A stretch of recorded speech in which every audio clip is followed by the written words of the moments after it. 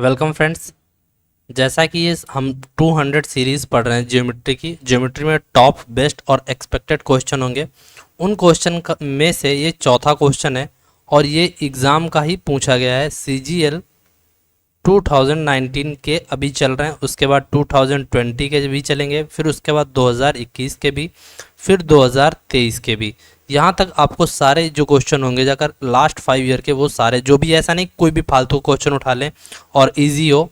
Easy to moderate मिलेंगे, easy to moderate, moderate to top मिलेंगे। ठीक है, कोई प्रॉब्लम आपको क्वेश्चन में नहीं करने में आएगी। ठीक है, और ईच एंड एवरी टाइप आपको क्वेश्चन भी कवर हो जाएगा, आपके कॉन्सेप्ट भी क्लियर हो जाएंगे। ठीक है, देखो सवाल क्या है कि two circle of radius 10 centimetre and 8 centimetre intersect at the point P and Q if PQ is equal to 12 centimeter and the distance between the centers of the circle is x centimeter, the value of x is correct to the decimal one place is होगी क्या।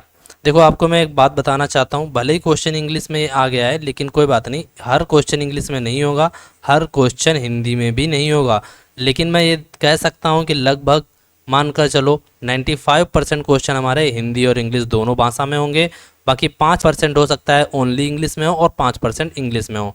ठीक है, डरने की ज़रूरत नहीं, मैं हर question को हिंदी में तो बोलता ही हूँ। ठीक है, तो जैसा कि हम इस क्वेश्चन को पढ़ चुके हैं, अब हम इस क्वेश्चन को करने की कोशिश करते हैं। ठीक है, यानी कि दो सर्कल हैं जिनकी रेडियस 10 सेंटीमीटर है और 8 सेंटीमीटर है। ठीक है, तो हमने कहा मान लो एक ये सर्कल हो जाता है, एक ये सर्कल हो जाता है। ठीक है, जो कि सेंटर से पास नहीं होते हैं, ये बात उसमें साफ साफ मेंशन की है कि two circle of radius 10 centimetre है, 8 सेंटीमीटर इंटरसेक्ट करते हैं पॉइंट P एंड Q पर। तो यानी कि ये P हो गया कोई पॉइंट, ये हो गया Q कोई पॉइंट। जहाँ से PQ की जो ये लेंथ है, तो PQ की जो लेंथ है वो भाई मेरे कितनी है बचाकर 12 सेंटीमीटर। ध्यान रखेंगे कितनी है भाई मेरे 12 centimetre. And the distance between the centres of the circle is x centimetre. कहने का मतलब ये क्या है कि मैंने कहा मान लो A1 ये सेंटर है और बड़े वाले सर्कल का A2 सेंटर है। दोनों को जैसे ही मिला देते हैं तो इन दोनों के बीच की दूरी को उन्होंने x मान रखा है और इसी डिस्टेंस को उन्होंने पूछा भी है। ठीक है ना, द वैल्यू ऑफ x यानी कि x की वैल्यू आपको ज्ञात करनी है। जहाँ पर ये जो है इसको मिलाएंगे, यहाँ से A1 को P से मिलाएंगे जिसकी डिस्टेंस 8 सेंटीमीटर हो जाए क्योंकि ये छोटा है, और ये हो जाएगा P से A2 की डिस्टेंस 10 सेंटीमीटर हो जाएगी। इसी प्रकार से ये भी 8 सेंटीमीटर है। ठीक है, तो अब वो करना कुछ नहीं है, आपको पता है जाकर कि भाई मेरे केंद्र से जीवा पर डाला गया लंब जीवा को समद्विभाजित करता है, ये बात आपको पता ही है। तो यहाँ पर आपको मैं एक बात बताना चाहता हूँ कि अक्सर स्टूडेंट्स गलती क्या करते हैं, यहाँ पर ऐसा फिगर देखा ना, यहाँ पर लोग क्या कर देते हैं, ये वाला मैं बताने की कोशिश करता हूँ, ये वाला, ये भाई मेरे 90 डिग्री तुरंत मान लेंगे। क्या करेंगे 90 डिग्री मान लेंगे, और ज़रूरी नहीं है कि यहाँ पर 90 डिग्री बने। ऐसा किसी ने जो मिथ अगर कहीं ने किसी ने क्रिएट किया है जो कि गलत कहा है। ठीक है, लेकिन यहाँ पर ये 90 डिग्री एंगल बन रहा है। अगर क्योंकि आप लोग एक्यूरेट इमेजिनेटिव फिगर बनाते हो, कोई रियल नहीं होते हैं क्यों, या फिर एक्यूरेट मेजर किए गए हों। ठीक है, लेकिन यहाँ पर बनेगा। ठीक है, मैं आपको दोनों तरीके से समझाने की कोशिश करता हूँ। पहला मैं समझाता हूँ, अगर इसको एग्जाम में करना होता है इस क्वेश्चन को तो कैसे करते, तो आसान भाषा में करते। कैसे, देखो आप जानते हो किसी भी ट्रायंगल ABC में अगर ये 90 डिग्री हो और ये इस पर परपेंडिकुलर हो, तो आप जानते हो अगर ये A है और ये B है और ये C है और ये इस पर लंब जो है वो D है।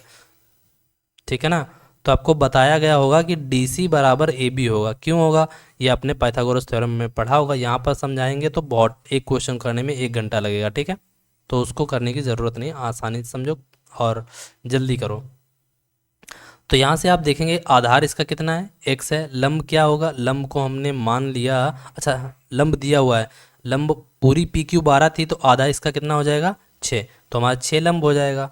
तो 1/2 यानी कि ट्रायंगल PA1 और A2 का जो एरिया होगा कितना हो जाएगा x गुणे 6।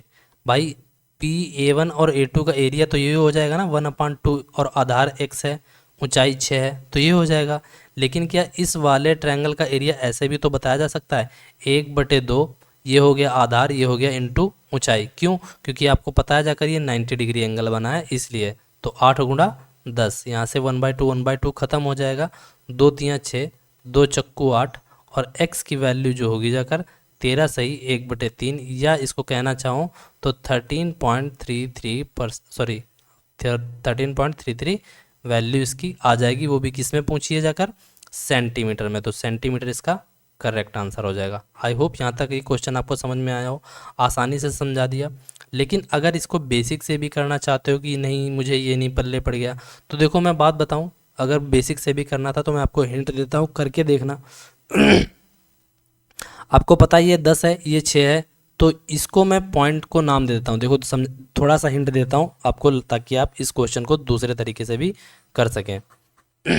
इसको पूरा फिगर इरेज करके एक क्लियर इमेज बनाने की कोशिश करता हूँ।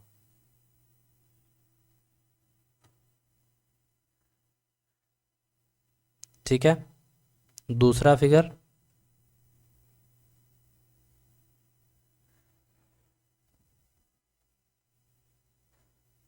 देखो, दिख गया। अब यहाँ पर आपको क्या कर देना है, ये वाली जो यहाँ से है इसको आप इससे मिला दीजिए। ठीक है, इसको भी थोड़ा सा कर देते हैं, उसको हम इसका वेटेज बढ़ा देते हैं ताकि आपको इमेज दिखनी चाहिए। कलर भी चेंज कर देते हैं और भी ज़्यादा बेटर रहेगा। ठीक है, अब देखो यहाँ से आपको पता है जाकर कि यहाँ पर इसका सेंटर हमने A1 माना था, इसका हमने सेंटर A2 माना था। हमें इसी की ये लेंथ पूछी है, यानी कि A1 से A2 के बीच की दूरी, यानी कि A1 से A2 के बीच की हमें डिस्टेंस को बताना है, हमें यही बताना है।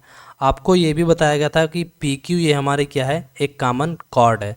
ठीक है, मैंने कहा मान लो ये M पर काटता होगा। ठीक है, तो PM हमारा कितना हो जाएगा, क्योंकि ये दोनों इक्वल केंद्र से जीवा पर डाला गया लंब जीवा को विभाजित करता है। तो आप A से इसको मिला दीजिए और इसको इससे मिला दीजिए, क्योंकि ये रेडियस है। ठीक है, ये 8 सेंटीमीटर, ये 10 सेंटीमीटर। ठीक है, और ये कितना हो जाएगा, PM से की डिस्टेंस 6 सेंटीमीटर। अब आपको यहाँ पर ध्यानपूर्वक देखना है, क्या देखना है। A1 से A2 की डिस्टेंस 1 थी, तो आपको पता है जब ये 90 डिग्री है तो 6 10, आपने ट्रिपलेट पढ़ी होगी, 6 8 10 या फिर 3 4 5, उसी में ही 2 का मल्टीपल करके आई होगी। तो M1 से लेकर A2 तक की डिस्टेंस 8 हो जाएगी, और पूरी A1 से लेकर A2 तक की डिस्टेंस x थी, तो ये A1M तक की डिस्टेंस कितनी हो जाएगी, आप कहेंगे ये पूरी x थी, 8 निकल गया तो x माइनस 8 हो जाएगी। यहाँ तक बात समझ में आई क्या, बिल्कुल समझ में आई होगी। अब आपको क्या करना है, अब ट्रायंगल APM यानी कि एक राइट ट्रायंगल है, इसमें आपको बस पाइथागोरस थ्योरम लगा देनी है, आपका आंसर एग्जैक्टली करेक्ट आंसर आ जाएगा। यानी कि 8 का स्क्वायर माइनस का 6 का स्क्वायर और is equal to x minus 8 का स्क्वायर, यही आ जाएगा कि जाकर कि नहीं, आप कहेंगे बिल्कुल बात सही है। 8 64 छछरंग 36, कितना बनेगा जाकर, 64 माइनस का 36 बराबर 14 में से 6 गया जाकर 8, शायद 28 बनना चाहिए, 14 में 6 गया जाकर 8, 5 में से 3 गया जाकर 2। ठीक है, कितना आया 28। तो मैं कह सकता हूँ कि x की वैल्यू जब यहाँ x की वैल्यू जो आएगी जाकर, ये स्क्वायर अंडर रूट इस पर जाएगा तो बन निकलेगा 2√7, और ये 8 जो हो जाएगा इधर आ जाएगा, तो यानी कि x की वैल्यू जो आ जाएगी ये आ जाएगी 2√7 + 8। समझ में आया कि नहीं। और √7 का जो मान होता है अप्रॉक्सीमेट 2.6 होता है, कितना होता है 2.6, तो x बराबर कितना हो जाएगा 26 दूना 52 और प्लस 8, 8 5 13.2 आ चुका है। और जबकि इसका आंसर मैं बता चुका हूँ, आंसर इसका आया था भाई मेरे 13.3, तो अप्रॉक्सीमेट दोनों करेक्ट होंगे जाकर 13.3 और 13.2। तो आंसर आप जो भी उस ऑप्शन में था मैं बता देता हूँ, ऑप्शन में क्या था, आंसर था 13.3 और इसके अलावा था 13.8। तो ये तो पॉसिबल हो ही नहीं सकता था, क्योंकि नियर होना चाहिए, और आंसर हमारे ये जो थे दोनों बिल्कुल एग्जैक्टली नियर थे, क्योंकि हमने √7 की वैल्यू अप्रॉक्सीमेटली है। बात समझ में आएगी नहीं। तो इसका आंसर भाई मेरा 13.3 है, इस बात को याद रखिएगा। चलते हैं अगले सवाल की ओर। आई होप ये क्वेश्चन आपको समझ में आ गया हो। ठीक है, एक सेकेंड, मेरी कोशिश रहती है कि मैं आपको जो भी क्वेश्चन कराऊं बिल्कुल सही और अच्छे तरीके से समझा सकूं। ठीक है,